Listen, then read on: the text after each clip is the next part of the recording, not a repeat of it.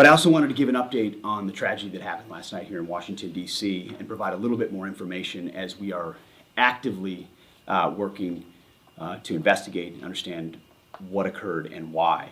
At about 8:48 last night, a UH-60 assigned to the U.S. Army Aviation Brigade in the Military District of Washington, Fort Belvoir, Virginia, collided tragically with a civilian airliner. The unit involved, the Army unit involved, was Bravo Company 12th Aviation Battalion at Fort Belvoir. It was an annual proficiency training flight.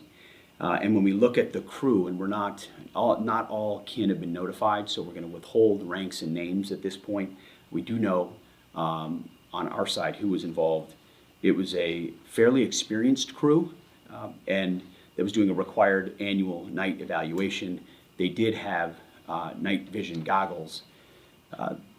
The 12th Aviation Battalion, as of now, is granted a 48-hour operational pause on contingency missions as what happened is reviewed, and a senior level aviation team, an investigative team from our Aviation Safety Center, was deployed last night and already is in Washington, D.C. to investigate what's going on.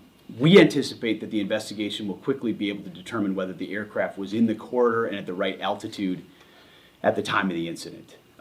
As I mentioned, next of kin notifications are ongoing. It's a tragedy, a horrible loss of life for those 64 souls on that civilian airliner, and of course, the 3 soldiers in that Black Hawk. They're in our prayers, their families and their communities. As people are notified, I can't imagine. And I know it's gone from a rescue mission to a recovery mission, and we're with all the first responders that are moving actively too. So at the Defense Department, our thoughts and prayers go out. We are actively investigating to find out what happened and why.